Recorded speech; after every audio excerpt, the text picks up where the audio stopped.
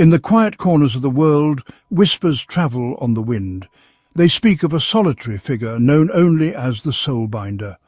The soulbinder walks a path unseen by most, a guardian against unseen forces. They can bind the souls of the departed to our world, drawing upon their memories. But such power comes at a price, balancing the needs of the living with the restless spirits of the dead. The soulbinder's abilities are not learned, but awakened. It is a gift passed down through generations, a lineage shrouded in mystery. Their training is a solitary journey, guided by instinct and the whispers of the dead. Each soul bound, each secret uncovered, is a lesson etched onto their very being. The soulbinder persists, driven by a sense of purpose that transcends their own mortality. The soulbinder's true power lies in binding the essence of the dead to the physical world. Imagine a bridge, unseen by ordinary eyes, spanning the chasm between life and death.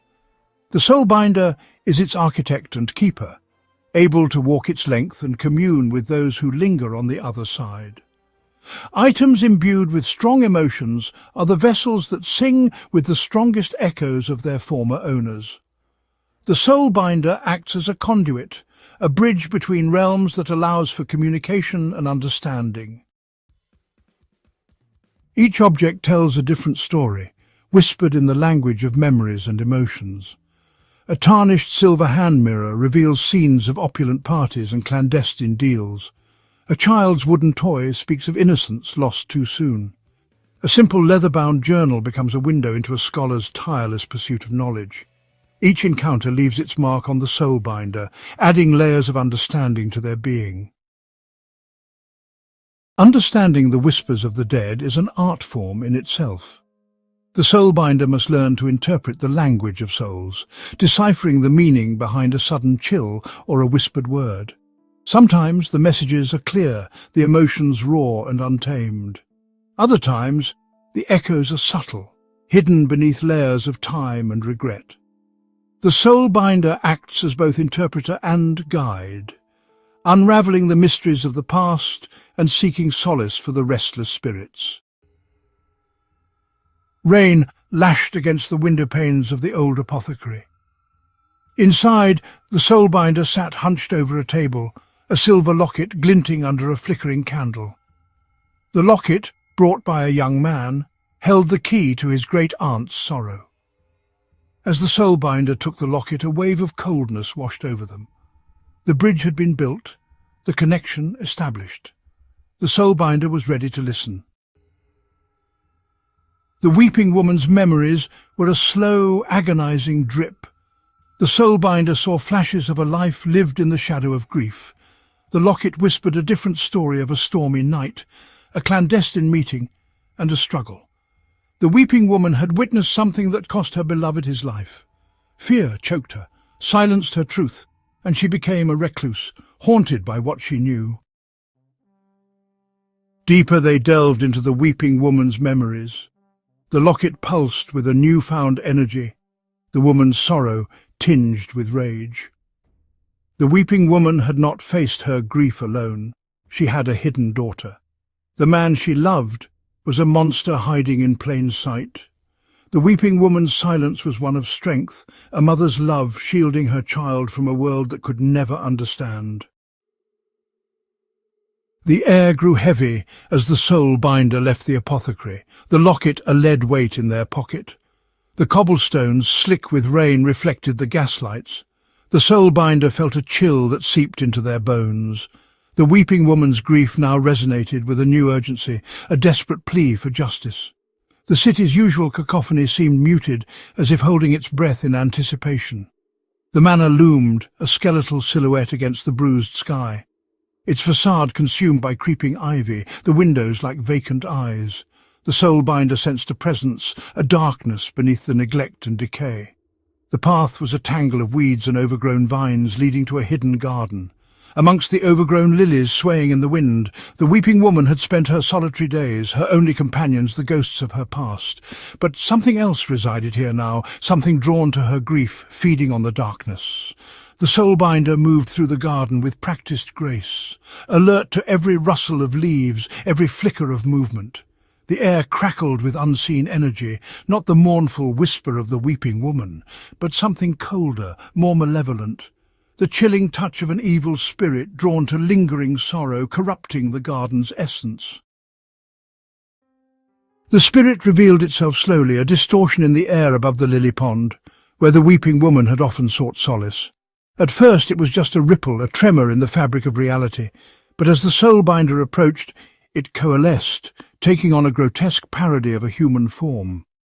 Wisps of shadow and tendrils of darkness swirled around a core of malevolent energy, its eyes two burning embers in the gathering gloom. Their voice, when it spoke, was a chorus of whispers, a symphony of screams woven together in a tapestry of agony and rage. It spoke of broken promises, of stolen innocence, of lives extinguished before their time. It was the collective echo of all the darkness the weeping woman had carried within her, now given form and fueled by the spirit's hunger. The soulbinder stood their ground, their hand instinctively moving to the locket tucked within their cloak. They had faced such entities before, had felt the pull of their despair, their rage, their insatiable hunger. But this one was different. It was intertwined with the weeping woman's essence, fueled by the truth she had kept hidden for so long. To banish it meant to unravel the fragile peace she had found in death, to unleash the darkness that had haunted her in life. Yet, to allow it to remain would be to condemn her daughter to a life lived in the shadow of her mother's torment. The spirit, sensing the soulbinder's hesitation, lunged, its tendrils reaching out like icy claws, eager to feed on the doubt and fear that gnawed at their resolve. The air crackled with energy, the scent of lilies turning acrid, suffocating. The battle had begun, a clash not just of power but of wills, a desperate struggle to restore balance to a world teetering on the brink of chaos. The soulbinder raised their hand, the locket pulsing with ethereal light. The spirit recoiled as the locket's glow bathed the garden in radiance. The soulbinder spoke to the weeping woman's essence, tethered to the locket. They spoke of her daughter, of the love that shielded her from darkness, and the strength to endure sorrow. They spoke of the spirit's hunger and the threat it posed to her daughter's future. Finally, they spoke of the need for release for both the woman and the spirit. The weeping woman's essence responded, a mournful sigh on the wind. The locket grew warm in the soulbinder's hand, chasing away the chill. The spirit, weakened, thrashed and flickered like a dying flame. The soulbinder focused their power, channeling the woman's love and sorrow into the locket. The light engulfed the spirit in a blinding flash. A deafening shriek ripped through the garden, then silence. The air, thick with malevolence, was clear. The scent of lilies, now gentle, signalled renewal. The soulbinder stood amidst the aftermath, the locket warm in their hand. But the victory came at a price. The soulbinder felt the weight of the spirit's passing. It was a price they paid willingly, a sacrifice to maintain balance, ensuring that even in death, peace could be found. The soulbinder stood for a long moment in the stillness of the lily garden, the silence a stark contrast to the battle just fought. The air, cleansed by the spirit's passing, held a faint, lingering warmth, a testament to the weeping woman's release. Looking down at the locket, now cool and still in their hand, they felt a pang of sympathy for the woman and the burden she had carried for so long. Hers was but one of countless souls they had encountered, each leaving an indelible mark on their very being. The soulbinder's existence was a solitary one, their path often shrouded in shadows and whispered rumours. They walked the line between worlds, a silent guardian against the unseen forces that threatened to unravel the fabric of reality. Their victories were often unseen, their sacrifices unknown to those they protected. Yet they continued their work, driven by a sense of purpose that transcended personal gain or recognition. Each soul bound, each secret uncovered, each spirit vanquished, sent ripples through the tapestry of life and death. The impact of their actions, though subtle, resonated through time, shifting destinies and righting ancient wrongs. They were a force of balance, ensuring that the whispers of the past did not fade into oblivion, that the echoes of love and loss, of joy and sorrow continued to shape the world. As the first rays of dawn broke through the clouds, painting the sky in hues of pink and gold, the soulbinder turned to leave the garden. Their work here was done, but countless others awaited their touch, their guidance, their unwavering resolve. The world, for all its beauty and chaos, was a fragile thing, a delicate dance between the seen and the unseen. And the soulbinder, a silent guardian at the edge of reality, would continue to walk their path, ensuring that the balance, however precarious, was maintained. The world, oblivious to the battle fought and won in the stillness of the night, continued its relentless march forward. The city, slowly awakening from its slumber, buzzed with activity, its inhabitants caught up in the daily rhythms of their lives. They went about their business, unaware of the unseen forces that swirled around them, the delicate balance upon which their very existence rested.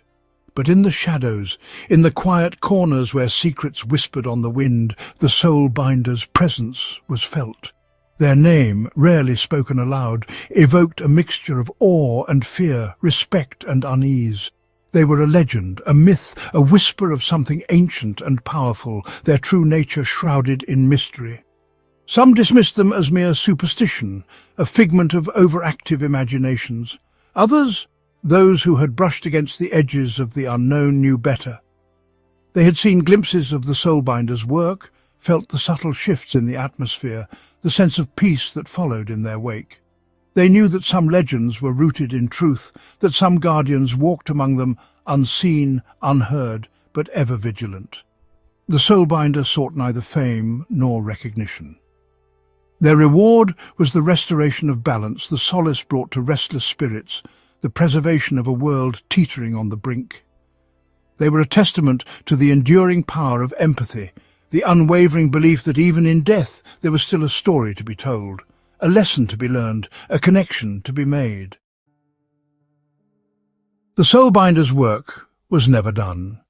As long as there were souls lost and secrets buried, as long as the whispers of the past echoed in the present, they would continue their solitary vigil. Their path was not one of glory, but of quiet sacrifice, of unwavering dedication to a purpose that transcended their own mortality.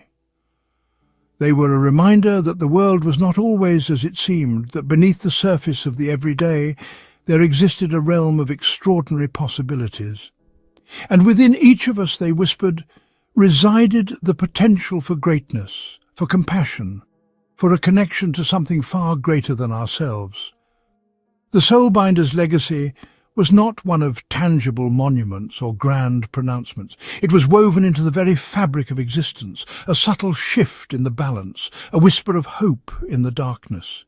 It was a legacy passed down through generations, not through blood or lineage, but through the quiet acts of courage, empathy, and unwavering belief in the unseen forces that bind us all.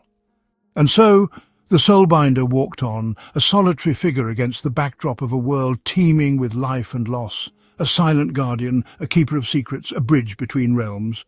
Their journey was far from over, their purpose etched into their very soul, a testament to the enduring power of the human spirit, even in the face of the unknown.